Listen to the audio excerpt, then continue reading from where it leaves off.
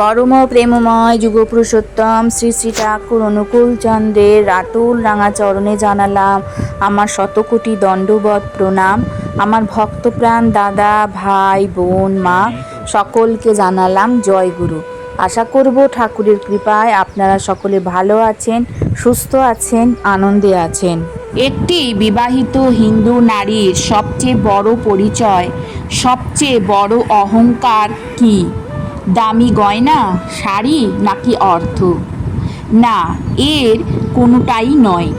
একজন সনাতনী নারীর সবচেয়ে বড় অহংকার হলো তার সিঁথির ওই এক চিমটে লাল টকটকে সিঁদুর। আধুনিক যুগে অনেকেই সিঁদুরকে কেবল একটি প্রসাধন বা মেকআপের অংশ মনে করেন, কিন্তু হিন্দু শাস্ত্র, বেদ এবং পুরাণ বলছে অন্য কথা।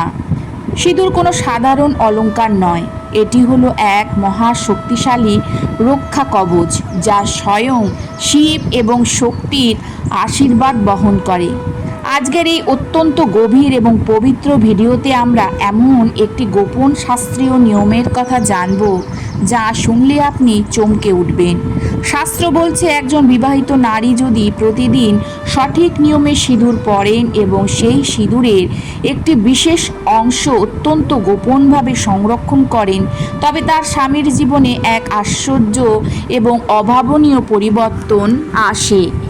এই একটিমাত্র নিয়মের ফলে স্বামীর আয় ও মান সম্মান বহুগুণ বৃদ্ধি পায়, সংসারে অন্য সম্পদের প্রাচুর্য আসে এবং স্বামী দীর্ঘায়ু ও কোটিপতি হতে পারেন।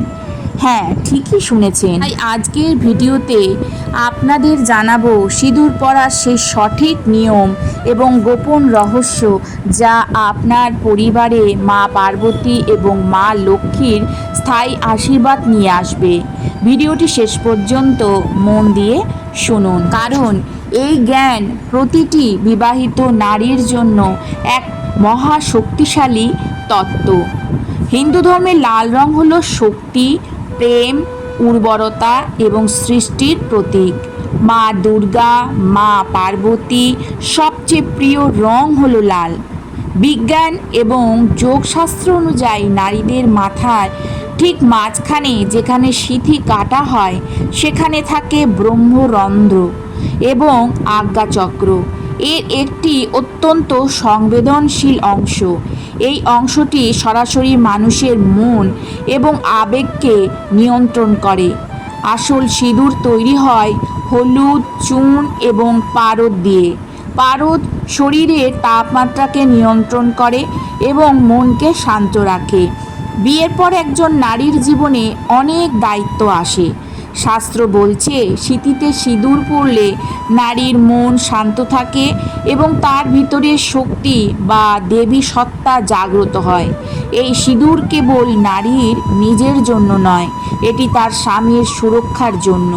যখন একজন নারী তার স্বামীর মঙ্গল কামনায় সিঁদুর ধারণ করেন, তখন তার এই পজিটিভ এনার্জি বা আধ্যাত্মিক শক্তি সরাসরি একটি রক্ষা কবচ তৈরি করে, যা তার স্বামীকে বাইরের জগতের সমস্ত বিপদ, দুর্ঘটনা এবং নেতিবাচক শক্তি থেকে রক্ষা করে।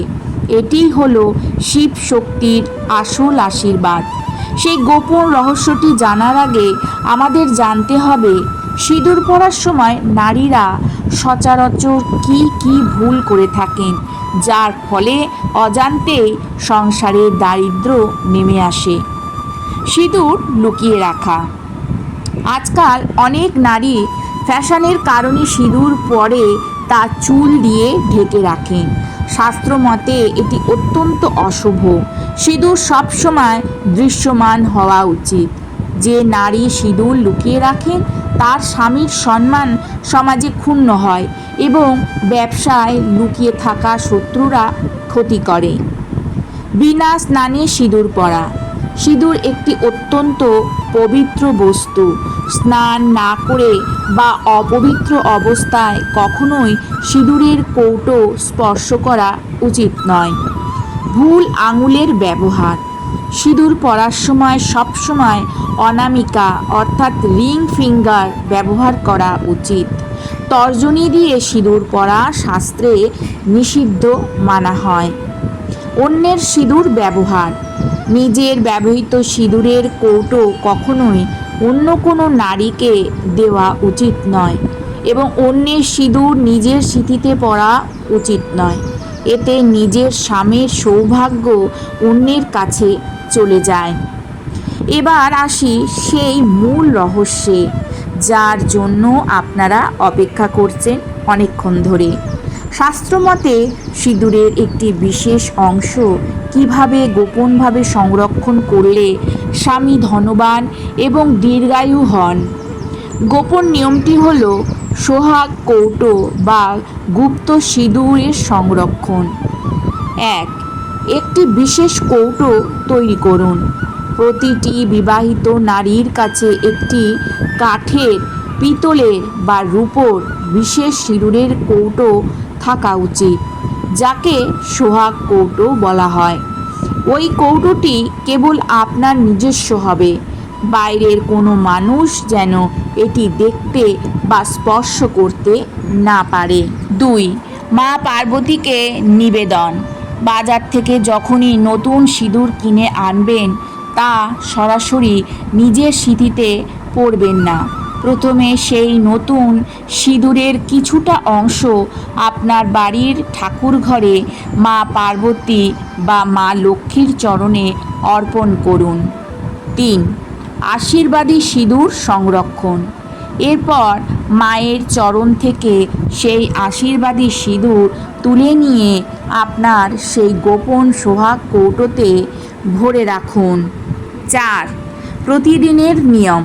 প্রতিদিন সকালে স্নান সেরে শুদ্ধ বস্ত্রে প্রথমে মা পার্বতীকে স্মরণ করুন। তারপর আপনার সাধারণ ব্যবহারের সিঁদুর পরার আগে ওই গোপন কৌটো থেকে মাত্র 1 বিন্দু সিঁদুর নিয়ে নিজের সিঁথিতে ছোঁয়ান। 5. গোপনীয়তা রক্ষা। এই কৌটোটি এমন জায়গায় লুকিয়ে রাখবেন যেখানে আপনার স্বামী ছাড়া বাইরের কারোর নজর না পড়ে। এটি হলো আপনার সংসারের সবচেয়ে বড় গুপ্তধন। আপনি যখন মা পার্বতীর আশীর্বাদ ধন্য এই গুপ্ত সিঁদুর প্রতিদিন ধারণ করেন, তখন আপনার শরীর একটি জীবন্ত মন্দিরে পরিণত হয়। এর ফলে আপনার স্বামীর জীবনে যে মিরাকেল বা অলৌকিক পরিবর্তনগুলো ঘটে, তা হলো অভাবনীয় আর্থিক উন্নতি। মা লক্ষ্মী সেই গৃহে স্থায়ী হন যে গৃহের নারীরা ভক্তি ভরে দেবীর আশীর্বাদ মাথায় ধারণ করেন। এই নিয়মে স্বামীর কর্মক্ষেত্রে আটকে থাকা সমস্ত বাধা দূর হয়, ব্যবসায় অভাবনীয় লাভ হতে শুরু করে এবং ঋণের বোঝা চিরতরে মুছে গিয়ে স্বামী অগাধ সম্পত্তির অধিকারী হন। মান সম্মান বৃদ্ধি। সমাজে আপনার স্বামীর প্রতিপত্তি এবং সম্মান অপ্রত্যাশিতভাবে বৃদ্ধি পাবে। শত্রু বা বিরোধীরা তার কোনো ক্ষতি করতে পারবে না। দীর্ঘায়ু এবং সুরক্ষা। এই আশীর্বাদী সিঁদুর স্বামীর জন্য একটি দুর্ভেদ্য কর্ম বা রক্ষা কবচ তৈরি করে। অকাল মৃত্যু, দুর্ঘটনা বা কোনো বড় শারীরিক বিপর্যয় তাকে স্পর্শ করতে পারে না। সংসারে অন্ন সম্পদের প্রাচুর্য। যে সংসারে এমন সৌভাগ্যবতী নারী বাস করেন, সেই সংসারে কখনো অন্ন বা বস্ত্রের অভাব হয় না। স্বয়ং অন্নপূর্ণা সেই গৃহের রান্নাঘরে অধিষ্ঠান করেন। অনেকের মনে একটি ভয় কাজ করে, যদি হাত থেকে ভুলবশত সিঁদুরের কৌটো পড়ে যায়, তবে কি বড় কোনো অমঙ্গল হবে? প্রথমত, ভয় পাবেন না। সনাতন ধর্ম ভয়ের নয়, ভক্তির। যদি কখনো সিঁদুর মাটিতে পড়ে যায়, তবে তাকে ঝাঁটা দিয়ে পরিষ্কার করবেন না। একটি পরিষ্কার কাপড় বা কাগজ দিয়ে অত্যন্ত সম্মানের সাথে সেই সিঁদুর তুলে নিন। তারপর সেই সিঁদুর কোনো বহমান জলে, তুলসী গাছের গোড়ায় বা কোনো পবিত্র গাছের নিচে রেখে আসুন। মা পার্বতীর কাছে মনে মনে ক্ষমা চেয়ে নিন। এতে কোনো অমঙ্গল বা দোষ স্পর্শ করতে পারবে না। সিঁদুর কেবল 1 চিমটে লাল গুঁড়ো নয়, এটি হলো একটি মেয়ে তার স্বামীর প্রতি অন্তরহীন ভালোবাসা, বিশ্বাস এবং আত্মত্যাগের প্রতীক। যখন একজন নারী তার সিঁথিতে সিঁদুর পরেন, তখন তিনি আসলে সমগ্র বিশ্ব ব্রহ্মাণ্ডকে জানিয়ে দেন যে আমি আমার সর্বস্ব দিয়ে এই মানুষটিকে রক্ষা করব।